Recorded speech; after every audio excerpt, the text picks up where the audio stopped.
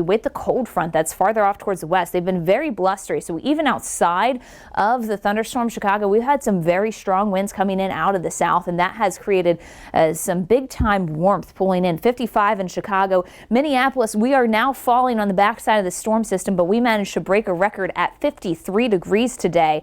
This storm is out of here pretty much as we head throughout much of the day tomorrow. There's some showers, but our close is coming on the warmth. We'll be near record highs as we head through tomorrow in a place like the Windy City, and that could actually tie the record set back in 1886, but farther easter. Hey, we like to see it, but it does come at a bit of a price. Notice we do have some travel concerns from Flagstaff north throughout the west. We do have the scattered snow showers, even some action in some other locations here. Denver, you're going to be picking up on 1 to 3 inches. It's going to be over a course of time. So I think it's just minor delays for your Friday. And we do have the winds in Minneapolis and Chicago that are creating some minor delays in those locations. Notice, though, the northwest, this is where our action is, and we have the potential for some major delays as we get the snow.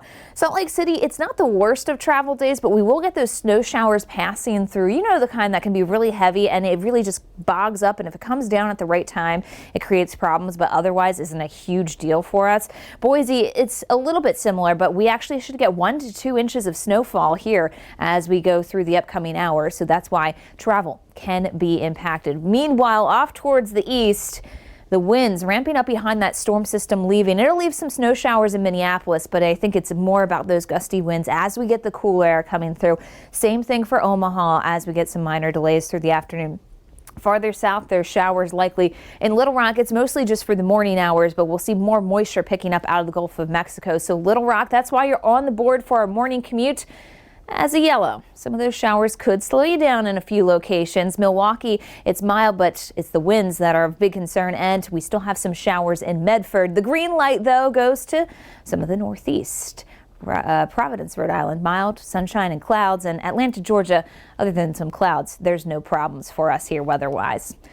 Nation, guess what? We've got a lot of mild air in place, and you can see as the storm system pushes way off towards the northeast, the warmth really pumping in out ahead of it. Slowly, cooler air is filtering in behind it.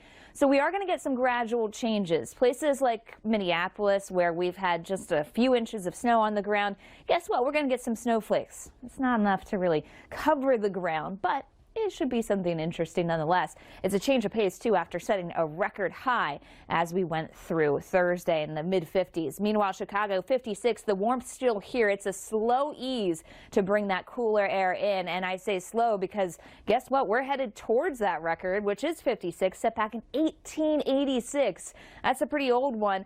Meanwhile, Fort Wayne, you could break your record in the lower 60s for highs as we head through Friday. So there is a lot of warmth in store for us in some locations before the storm system gradually brings in some cool air. And I say it's a slow process because you can see here Friday, again, most of that cold is bottled up, but by the time we get into Saturday, here we go. The numbers have changed for us. All of a sudden, just like that, we've seen those numbers fall to at least somewhat more reasonable numbers. 39 for the high in Sioux Falls. We should be around 30 this time of year. We're going to 42 in Chicago, which is still almost 10 degrees above historical average, but we're not talking about breaking records with that number.